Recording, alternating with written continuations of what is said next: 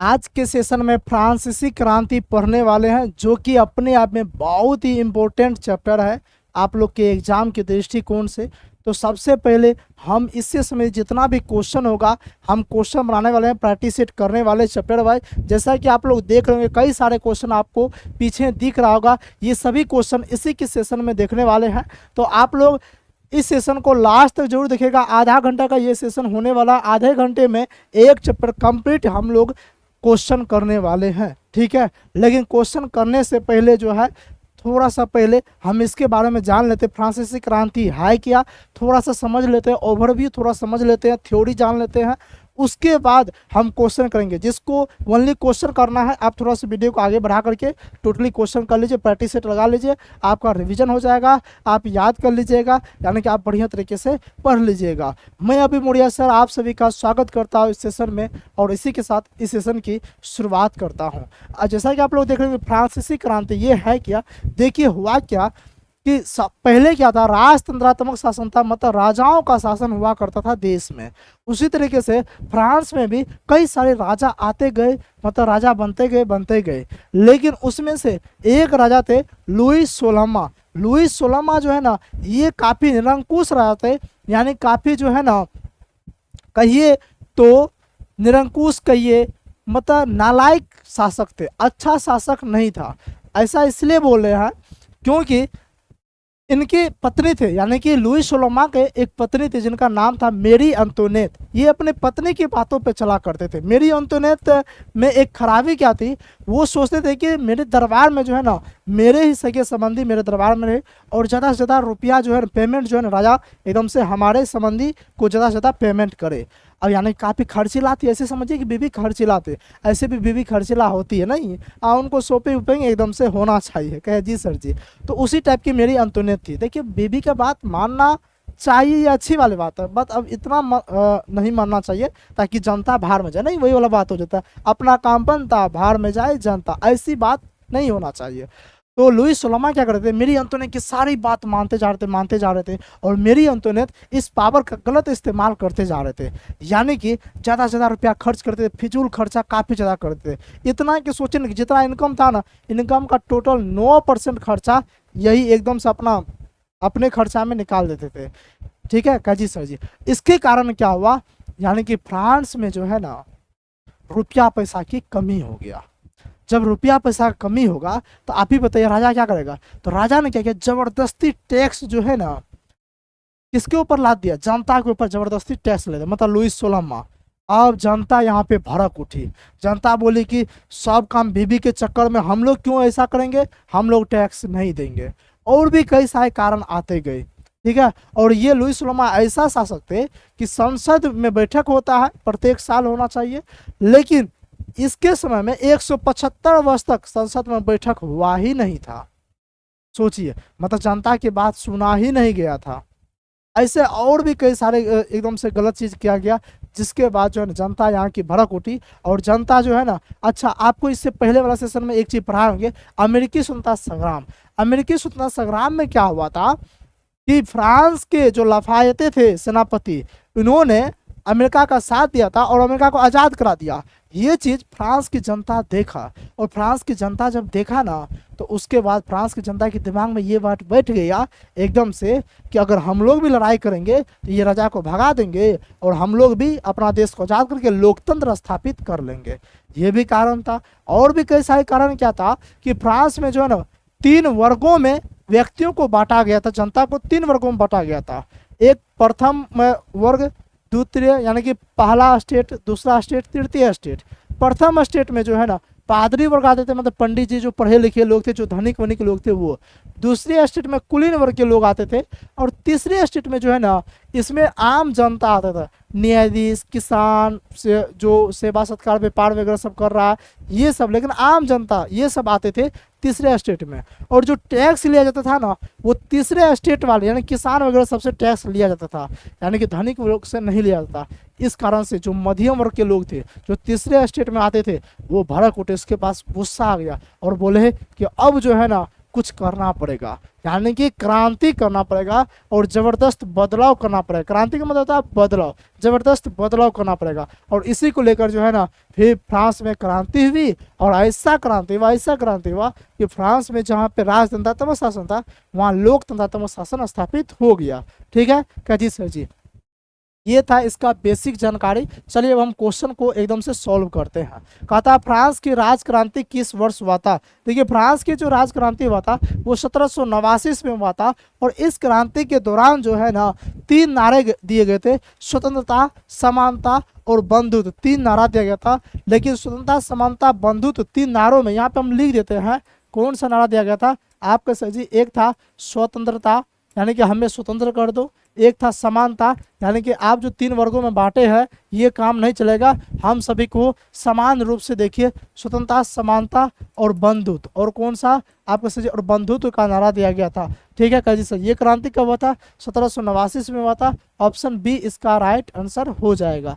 ठीक है जी सर जी। Next question की ओर आगे बढ़ जाते हैं। कई सारे क्वेश्चन आप लोग क्वेश्चन लगाते चल जाइएगा और आप देखते जाइएगा आप कितना पानी में है। और जितने क्वेश्चन करवा रहे हैं अगर आप उसको याद कर लेते हैं तो बस हो गया, बेड़ा पार हो जाएगा। यहीं से क्वेश्चन आएगा। पता बेस्टिल का पतन कब हुआ था। अच्छा बेस्टिल है क्या पहले समझाते हैं। बेस्टिल जो है ना ये एक जेल है। क्या है, जेल है, कारागृह जिसको बोलते हैं। यानी कि फ्रांस की जनता को जो है ना कई सारे जो भी जनता एकदम से आवाज उठाते थे राजा के खिलाफ, तो राजा क्या करते थे, सबको पकड़ पकड़ के जेल में बंद कर देते थे। तो वही बात हुआ क्या कि एक टाइम ऐसा हुआ कि एकदम से राजा सबको मीटिंग में बुलाए, बोले कि जिस जनता को असंतोष है सब लोग आइए। लेकिन सब लोग जैसे ही जा रहा था ना सब लोग को भनक लग गया कि राजा एकदम से ले जाएगा अंदर में और पकड़ के सबको मारेगा। सब लोग क्या क्या गया ही नहीं और सब लोग क्या क्या एकदम से बाहर में आंदोलन करना शुरू कर दिया। इसका नेतृत्व जो मिराबियो कर रहे थे, ये सबका नेतृत्व काजी सर जी। सब लोग क्या क्या एकदम से अब आंदोलन करना शुरू कर दिया। तो एकदम से जो है ना फिर राजा भी उधर से भड़क गया। जब राजा भड़का तो जनता बोला कि ऐसे नहीं मानने वाला है। तो उसके बाद जो है ना सब जनता गए और बेस्टिल जो एक कारागिरी था मतलब जेल था, चारों साइड से उसको घेर लिया। 4-5 घंटा तक घेरे रखा और 4-5 घंटा के बाद जो है ना जो जेल था, जेल का जो गेट होता है गेट को तोड़ दिया।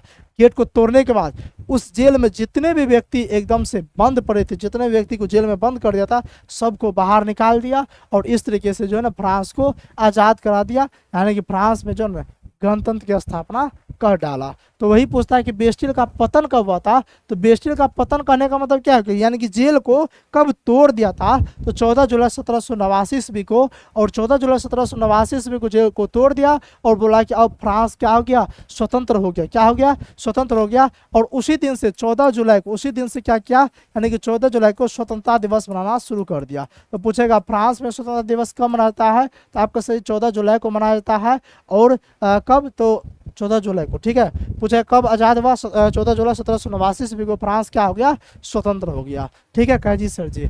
और नेक्स्ट क्वेश्चन देखते हैं। कहता है प्रथम स्टेट में कौन आते हैं। प्रथम स्टेट में भी जस्ट होता है पादरी आते हैं। कौन आते हैं, पादरी आते हैं। ऑप्शन सी राइट आंसर, मतलब राजा महाराजा ये सब आते हैं। ठीक है कह जी सर जी। नेक्स्ट द्वितीय स्टेट में कौन आता है। द्वितीय स्टेट में कुलीन वर्ग के लोग आते हैं। जो भी कुलीन वर्ग के लोग थे वो सब द्वितीय स्टेट में आते हैं। ठीक है कह जी सर जी। नेक्स्ट पूछेगा वाल्टियर क्या था। एक क्वेश्चन आप लोग के नाम पे छोड़ते हैं, आप लोग बताइएगा इसका राइट आंसर क्या होने वाला। जानबूझ के छोड़ रहे हैं, आसान क्वेश्चन है लेकिन आप लोग को बताना कमेंट सेक्शन में। नेक्स्ट क्वेश्चन कहता तृतीय स्टेट में इनमें से कौन थे। तृतीय स्टेट में हम क्या बोले कि आम जनता आते थे, शिक्षक लोग सब आते थे, किसान लोग सब आते थे, न्यायाधीश लोग सब आते थे। तो बताइए कुलीन होगा, पादरी होगा, दार्शनिक होगा, नहीं, कौन आते थे, न्यायाधीश आते थे। ऑप्शन डी इसका राइट आंसर हो जाएगा। नेक्स्ट क्वेश्चन कहता है रूसो किस सिद्धांत का समर्थक था। देखिए रूसो जो है ना ये भी लोकतंत्र का ही समर्थक था। लोकतंत्र कहने का मतलब यानी कि जनतंत्र कहिए, लोकतंत्र कहिए, प्रजातंत्र कहिए, गणतंत्र कहिए, बात डेमोक्रेसी कहिए, बात बराबर है। कहिए जी सर जी। तो रूसो भी सोच रहे थे कि देखिए शासन प्रशासन जनता की इच्छा के अनुसार होना चाहिए, यानी कि जनतंत्र का वो समर्थन कर रहे थे। बोल रहे थे कि जनता की जैसी इच्छा वैसे शासन प्रशासन होना चाहिए, जनता के अनुसार अगर चलता है शासन तो वो एकदम से राज परफेक्ट होगा वो राज की बढ़ोतरी काफ़ी ज़्यादा होगी। तो रूसो भी किसका था?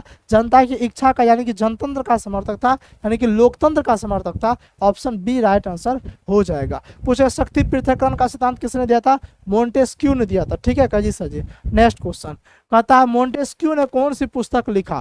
तो देखिए मोंटेस्क्यू की अगर पुस्तक की बातचीत करेंगे तो इन्होंने एक पुस्तक लिखा जिसका नाम था द स्पिरिट ऑफ लाइफ, नहीं हाँ इसी टाइप से था, यानी कि इंग्लिश था, उसका हिंदी बोलते हैं विधि की आत्मा। क्या बोलते हैं? विधि की आत्मा बोलते हैं। ठीक है काजी सर जी। पूछेगा सामाजिक संविदा नामक कौन लिखा था? रूसो ने। रूसो ने कौन सा पुस्तक लिखा था? तो सामाजिक संविदा लिखा था। अच्छा क्वेश्चन आपसे पूछेगा दास कैपिटल किसने लिखा था? कार्ल मार्क्स ने। नहीं काजी सर जी, दास कैपिटल बताइएगा तो कार्ल मार्क्स लिखा था या फिर हिटलर लिखा था? बताइएगा दास कैपिटल किसने लिखा था? कसर जी कार्ल मार्क्स ने लिखा था। और नेक्स्ट क्वेश्चन की ओर आगे बढ़ जाते हैं। कहता है फ्रांस की राजक्रांति के समय वहां पे राजा कौन थे? देखिए सबसे पहले लुई 14वां राजा हुआ था। लुई 14वां, देखिए वहां पे जो राजा हुआ करता था ना उसमें जो है ना इस टाइप का लुई लगा देता था। ठीक है, प्रथम हुआ तो प्रथम, दूसरा हुआ तो सेकंड, ऐसे करके थर्ड फोर्थ ऐसे लिखता था। तो सबसे पहले हुआ था लुई 14वां, तो 14वां को ऐसे लिखा जाता। ठीक है काजी सर जी। ये कितना हो गया? 14 है जी सर जी, रोमन में का जी सर जी। लेकिन ये बढ़िया शासक था, ये बढ़िया तरह शासन कर रहा था। इन्होंने एक नारा भी दिया कि मैं ही राज हूँ, ये नारा भी दिया था। हालांकि ये शासक भी बढ़िया था, लेकिन इसके बाद लुई 16वां आए। लुई 16वां जो है ना बहुत ही बोले निरंकुश शासक था, एकदम बीबी के चक्कर में जो है ना पूरे साम्राज्य को ले देखिए डूब गया, ऐसी वाली बात थे। तो यानी कि फ्रांस की जब क्रांति हुआ था उस समय वहां करा जाता है लुई 16वां। कौन था? लुई 16वां हो जाएगा, यानी कि ऑप्शन सी राइट आंसर हो जाएगा। कभी कभी ऑप्शन में लुई 16वां ऐसे नहीं लिख करके ऐसे लिखा हुआ रहेगा तो घबराना नहीं है। ठीक है, दोनों बात बराबर है, दोनों बात बराबर है जी सर जी। नेक्स्ट क्वेश्चन मिराबियो का जो इसमें अहम योगदान रहा था, जो असेंबली बना था, नेशनल असेंबली बनाया था, सब लोग का संगठन था, उसमें जो है मिराबियो का अहम योगदान रहा था। नेक्स्ट क्वेश्चन कहता है फ्रांस में स्वतंत्रता दिवस कब मनाता? अभी जस्ट बोले ना कि फ्रांस आजाद हुआ 14 जुलाई 1789 को, तो 14 जुलाई को मनाता है। ऑप्शन बी राइट आंसर हो जाए। इंपॉर्टेंट क्वेश्चन है, आपके एग्जाम में ये क्वेश्चन छपने की चांस ज़्यादा है। नेक्स्ट क्वेश्चन कहता है लुई 16वां फ्रांस की गद्दी पे कब बैठा था? देखिए लुई 16वां फ्रांस की गद्दी पे 1774 ईस्वी में बैठा था, और 4 साल 5 साल के बाद जो 1789 ईस्वी में ये क्रांति हुआ था। तो कब बैठा था गद्दी पे? 1774 में। ऑप्शन ए इसका राइट आंसर हो जाएगा। ठीक है जी सर। नेक्स्ट क्वेश्चन कहता लुई 16वां की पत्नी कौन थी? हाँ इसकी पत्नी का नाम था मेरी अंतोनेत। क्या नाम थी? मेरी अंतोनेत, अंतोनेत। ठीक है जी सर जी, मेरी अंतोनेत। इसकी पत्नी कौन थी? मेरी अंतोनेत। देख रहे कितना खच्चर जी सर जी। हाँ हाँ एकदम से जो है ना ले अपना तो डूबी उनको भी लेके डूबी नहीं। हाँ वही वाला बात है। नेक्स्ट क्वेश्चन कहता ठेका पर टैक्स वसूलने वाले पूंजीपतियों को क्या कहा जाता है? देखिए ये जो राजा थे ना लुई 16वां, ये क्या करते थे 4 साल 5 साल पे जो है ना एकदम से टैक्स वसूलने के लिए अपना व्यक्ति को भेज देते, बोलते जाओ सबसे टैक्स वसूल करके लाओ 4-5 साल के बाद। ठीक है, तो जो टैक्स वसूलते थे उसको टैक्स फार्मर कहा जाता। क्या कहता था? टैक्स फार्मर कहा जाता। तो ऑप्शन ए इसका राइट आंसर हो जाएगा। नेक्स्ट क्वेश्चन कहता है कि फ्रांस में अंतिम रूप से दास प्रथा का उन्मूलन कब हुआ? देखिए हुआ क्या था, भौगोलिक खोज जब हुआ था तो उसमें दास प्रथा काफी ज्यादा आगे बढ़ गया। दास प्रथा क्या होता है? दास का मतलब दास, प्रथा का मतलब प्रथा, यानी कि व्यक्ति को खरीदा जाता था। जैसे कि मान लीजिए आप ही है, आप ही को कुछ रुपया देके खरीद लिया, मतलब आपके पिताजी को बोला कि चलिए आपके पास रुपया है नहीं, चलिए हम आपको इसके बदले में आपको दे रहे हैं 10,000 रुपया दे रहे हैं उस जमाने में, और आपको खरीद लिए जिंदगी भर के लिए, आप अपना बेटा को हमको दे दीजिए। तो वो एकदम से बेटा को बेच दिए और उसके बाद अब वो जिंदगी भर उसी काम करेगा। या फिर ऐसा भी होता था कि मतलब आप गए बाहर कमाने के लिए, देखा कोई नहीं, आपको उठा लिया और जबरदस्ती जाकर दूसरे देश में बेच दिया। अब वो व्यक्ति बिक गया, अब वो व्यक्ति जिंदगी भर उसी का काम करेगा, तो उसी को बोलते दास प्रथा, मतलब जिंदगी भर दास बन के रहेगा। ठीक है जी सर जी। तो क्वेश्चन पूछा है दास प्रथा का उन्मूलन कब हुआ, यानी कि दास प्रथा समाप्त हुआ? देखिए जब फ्रांसीसी क्रांति हुआ तो फ्रांसीसी क्रांति के बाद जो जब देश स्वतंत्र हो गया, यानी कि फ्रांस स्वतंत्र हो गया, उसके बाद बोला कि ये दास प्रथा समाप्त किया जाए, ऐसी दास प्रथा नहीं चलने वाली है, और इसका उन्मूलन यानी कि समाप्त हुआ 1848 ईस्वी में। ऑप्शन सी इसका राइट आंसर हो जाएगा। ठीक है जी सर जी। नेक्स्ट क्वेश्चन कहता है फ्रांसीसी महिलाओं को मतदान का अधिकार कब मिला? उसके बाद देखिए फ्रांस की महिलाओं को मतदान वोट डालने का अधिकार बहुत दिनों तक नहीं था, यानी कि हमारा देश आजाद हुआ 1947 में, 2 साल के बाद पता है 1947 में, उससे 1 साल जस्ट पहले यानी कि 1946 ईस्वी में फ्रांस के महिलाओं को मतदान करने का अधिकार मिल गया। ऑप्शन डी इसका राइट आंसर हो जाएगा 1946 ईस्वी में। ठीक है काजी सर जी, सेशन अच्छा लग रहा हो सेशन को लाइक जरूर कीजिएगा, और जो यूट्यूब पे देख रहे हैं यूट्यूब चैनल को सब्सक्राइब जरूर कर लीजिएगा। ठीक है काजी सर जी, ताकि आप ये डेली इस सीरीज का लाभ उठा सके, इस सीरीज को आप डेली एकदम से देख सके। ये सीरीज आपका एग्जाम तक डेली आने वाला है, आप लोग बढ़िया तरीके से पढ़ते चल जाइए। टोटल क्वेश्चन यही से आने वाला है। ठीक है, हाँ एकदम से ओरिजिनल एप्लीकेशन वाला ही क्लास यहाँ पे चल रही है। काजी सर जी, क्वेश्चन पूछा फ्रांस की संसदीय व्यवस्था को क्या कहते हैं। देखिए उस समय फ्रांस की संसदीय व्यवस्था को स्टेटस जनरल कहा था। क्या कहा था? स्टेटस जनरल कहा था काजी सर जी। और उसके बाद जब फ्रांस गणतंत्र हो गया यानी कि जब फ्रांस स्वतंत्र हो गया, उसके बाद वहाँ पे संविधान बना, तो फ्रांस के संविधान को वाइमर का संविधान कहा जाने लगा। क्या कहा जाने लगा? वाइमर संविधान कहा जाने लगा। इस बात को भी एकदम से याद रख लीजिएगा। और फ्रांस की जो मुद्रा थी ना लिवरे कहा था, उस समय लिवरे कहा जाता था, इस बात को भी याद रख लीजिएगा। नेक्स्ट क्वेश्चन पूछे सामाजिक संविदा पुस्तक का लेखक कौन? अभी जस्ट बताया है कौन है कैसा जी? रूसो। कौन है? Rousseau. Option B right answer हो जाएगा। नेक्स्ट क्वेश्चन स्वतंत्रता समानता और बंधुत्व का नारा किस क्रांति के समय दिया गया था? अभी जस्ट बताते कि फ्रांसीसी क्रांति के दौरान जो है स्वतंत्रता समानता और बंधुत्व का नारा दिया गया था। ऑप्शन सी राइट आंसर हो जाएगा। लेकिन क्वेश्चन आपसे ये पूछ देगा, बताइए स्वतंत्रता समानता और बंधुत्व में सबसे महत्वपूर्ण नारा कौन सा है? तो सबसे महत्वपूर्ण नारा है समानता का अधिकार। कौन सा? समानता सबसे महत्वपूर्ण नारा है। नेक्स्ट क्वेश्चन कहता है कौन कहा करता था, कहा नहीं होगा, कौन कहा करता था कि मैं ही राज हूं? क्या? कौन कहा करता था कि मैं ही राज हूं? तो ये लुई 14वां कहा करता था कि मैं ही राज हूं। ठीक है, लेकिन इसी को फॉलो करने लगा लुई 16वां, लेकिन लुई 16वां उस तरीके से चला नहीं पाया, और तो ऑप्शन ए राइट आंसर हो जाएगा। नेक्स्ट क्वेश्चन कहता है फ्रांस में कितने समय तक बैठक नहीं बुलाई गई थी? तो 175 वर्ष तक बैठक नहीं बुलाई गई, तो ऑप्शन डी राइट आंसर हो जाएगा। नेक्स्ट क्वेश्चन क्या कहता है? कहता है राजा की निरंकुशता और स्वेच्छाचारिता पर अंकुश लगाने के लिए फ्रांस में कौन सी संस्था थी? तो देखिए राजा सही से काम कर रहा है कि नहीं कर रहा है। ठीक है, हाँ नहीं कर रहा है तो उस पर आवाज उठाने के लिए एक संस्था बनाया गया था। उस संस्था का नाम था पार्लामा नामक संस्था। कौन सा? पार्लामा नामक संस्था। तो इसका राइट आंसर हो जाएगा ऑप्शन ए, इसका राइट आंसर हो जाएगा। ठीक है काजी सर जी। अच्छा वहाँ की मुद्रा का नाम क्या था उस समय में? तो लिवरे। लिवरे क्या हुआ करता था? लिवरे मुद्रा का नाम हुआ करता था। ठीक है, फ्रांस के। अच्छा क्वेश्चन पूछेगा कि संसद को क्या कहता था? संसद को क्या कहा? स्टेटस जनरल जो फ्रांस की संसद को कहा जाता था। इस बात को भी एकदम से याद रख लीजिएगा। नेक्स्ट क्वेश्चन कहता है फ्रांस की क्रांति का सबसे महत्वपूर्ण नारा क्या था? अभी जस्ट बताए समानता हो जाएगा। Option B right answer. अच्छा आपको मालूम है कि हमारे संविधान में स्वतंत्रता समानता और बंधुत्व का जो नारा है ये शब्द कहाँ से लिया गया है? ये सब फ्रांसीसी क्रांति से ही लिया गया, मतलब फ्रांस के संविधान से ही लिया गया है। ठीक है, जो कि प्रस्तावना में उल्लेखित है। नेक्स्ट क्वेश्चन कहेगा टेले किस प्रकार का कर था? क्या पूछा? टेले। देखिए कई सारे टैक्स लगाया जा रहा था काजी सर जी, उसमें से एक कर का नाम था टेले और एक थे टीथे नामक कर। एक दो कर था, एक था टेले और एक था टीथे कर था। टीथे कर था काजी सर जी। अगर हम टेले कर की बातचीत करेंगे तो जो टेले कर था ना ये एक भूमि कर हुआ करता था, लेकिन अगर टीथे कर की बात करेंगे तो टीथे कर जो है ना यह एक धार्मिक कर था। क्या था? धार्मिक कर। धार्मिक का मतलब यानी कि धर्म के नाम पे टैक्स लिया जाता था, और भूमि कर मतलब जमीन पे टैक्स लिया जाता था। ठीक है काजी सर जी। नेक्स्ट क्वेश्चन क्या आगे बढ़ जाते हैं। नेक्स्ट क्वेश्चन क्या कहता है? कहता निम्न में कौन जनतंत्र का समर्थन था? अभी जस्ट बताया है लेकिन क्वेश्चन को घुमाया गया है। आपको बता रहे कि एग्जाम में क्वेश्चन यही से आएगा, लेकिन इसी टाइप से थोड़ा सा घुमा देगा, उल्टा उल्टा कर देगा, लेकिन क्वेश्चन यही रहेगा। जनतंत्र का समर्थन बोले, लोकतंत्र का समर्थन बोले, यानी कि जनता का समर्थन बोले, ये कौन थे? रूसो। रूसो का मानना था कि नहीं क्या कि जनतंत्र का समर्थक थे कौन? Rousseau. Option C right answer हो जाएगा। ठीक है, मोंटेस्क्यू ने क्या दिया था? शक्ति के पृथक्करण का सिद्धांत किसने दिया था? मोंटेस्क्यू ने दिया था। इस बात को भी एकदम से याद रख लीजिएगा। नेक्स्ट क्वेश्चन पूछा अमेरिका स्वतंत्रता संग्राम में इंग्लैंड के विरुद्ध फ्रांसीसी सेना के विरुद्ध कौन कर रहा था? समझिए ये कहानी क्या, जो इससे पिछला वाला सेशन पढ़ा होगा अमेरिकी स्वतंत्रता संग्राम को, उसको ये क्वेश्चन समझ में आ गया होगा। जो अमेरिका स्वतंत्रता संग्राम हुआ था उसमें क्या हुआ था? इंग्लैंड और फ्रांस के बीच में सप्तवर्षीय युद्ध हुआ था।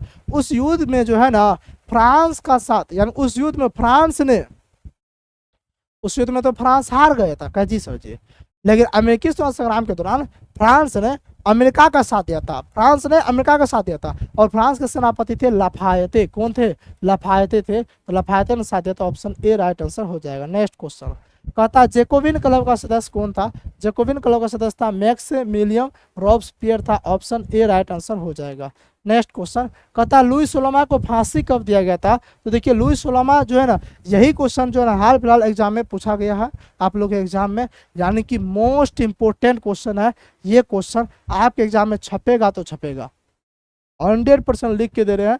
ये क्वेश्चन आपके एग्जाम में आने वाला है कि लुई सोलमा को फांसी कब दिया गया था। अगर बातचीत करेंगे लुई सोलमा को, तो लुई सोलमा को जो है ना, देखिए हुआ क्या था पहले समझिए कि अब सब जनता लोग भड़क उठा, तो आवाज उठाया, जेल को तोड़ दिया, सब एकदम से जितने भी बंदी लोग सब था उसमें सबको जेल से बाहर निकाल दिया और सब लोग आंदोलन किया और बोला कि अब हम लोग कानून बनाएंगे। और कानून बनाना शुरू कर दिया, खुद से कानून बनाना शुरू कर दिया। और कानून के तहत बोला कि अब हम लोग का शासन चलेगा, अब राजा का शासन नहीं चलेगा। और उसके बाद जो है ना बोला कि लुई सोलमा ने बहुत गलत किया जनता के साथ, तो उसके ऊपर मुकदमा चलाया और मुकदमा चलाने के बाद उनको फांसी की सजा सुनाया गया। तो फांसी सिर्फ लुई सोलमा को नहीं हुआ, बोला कि नहीं वो खचरेन कहाँ गई है। हाँ, लुई सोलमा की जो पत्नी मेरी अंतोनेट, बोला कि मेरी अंतोनेट को भी फांसी दिया जाएगा। तो दोनों को फांसी दिया गया। तो लेकिन पहले किसको फांसी दिया गया? पहले फांसी दिया गया लुई सोलमा। किसको दिया गया? लुई सोलमा को। और लुई सोलमा को जो फांसी दिया गया 21 जनवरी, कब दिया गया? 21 जनवरी 1793। कब? 21 जनवरी 1793 को दिया गया। यहाँ पे सही कर लीजिएगा, 1793 को दिया गया। ऑप्शन बी इसका राइट आंसर हो जाएगा। नेक्स्ट क्वेश्चन क्या कहता है? कहता फ्रांस का नया संविधान कब बना? तो देखिए फ्रांस का जो नया संविधान बना ये 1995 1789 ईस्वी में। तो ये क्या हुआ, सॉरी 1995 बोल दिए, सॉरी 1795। 1789 ईस्वी में क्या हुआ? तो फ्रांस आज़ाद हुआ और 1795 ईस्वी में इसका नया संविधान बन गया। ऑप्शन बी राइट आंसर हो जाएगा। क्या हो जाएगा? Option B right answer. Next question कहता कन्वेंशन ने दास मुक्ति कानून कब पारित किया? तो कन्वेंशन की अगर बातचीत करेंगे, इन्होंने दास मुक्ति पारित किया 1794 में। कब? 1794 में। ऑप्शन ए राइट आंसर हो जाएगा। ठीक है काजी सर जी। और दास प्रथा का उन्मूलन कब हुआ था अंतिम रूप से? 1848 में। महिलाओं को मतदान करने का अधिकार 1946 में। काजी सर जी। नेक्स्ट 27 अगस्त 1789 को फ्रांस की नेशनल असेंबली ने किसका घोषणा किया था? तो इन्होंने जो है ना मानव और नागरिकों के अधिकार की घोषणा किया था। ऑप्शन सी इसका राइट आंसर हो जाएगा। देखिए जितना भी क्वेश्चन इस चैप्टर से बनने वाला था, एमसीक्यू क्वेश्चन बनने वाला था, इंपॉर्टेंट क्वेश्चन टोटली क्वेश्चन हम आपको करवा दिए इस सेशन के अंदर। टोटल का टोटल क्वेश्चन हम आपको इस सेशन में करवा दिए। यानी कि फ्रांस की क्रांति, फ्रांसीसी क्रांति से अगर क्वेश्चन आएगा इसी सेशन से आएगा, इससे बाहर नहीं जाने वाले हैं। उम्मीद करता है आपको सेशन अच्छा लगा होगा। तो आप सेशन को लाइक जरूर कीजिएगा और जो चैनल पे देख रहे हैं आप यूट्यूब चैनल को सब्सक्राइब जरूर कर लीजिएगा। तो इन्हीं के साथ मिलते हैं नेक्स्ट क्लास में एक नए चैप्टर के साथ, नए जोश जुड़ने के साथ। तब तक के लिए बने रहने के लिए बहुत बहुत धन्यवाद। जय हिंद।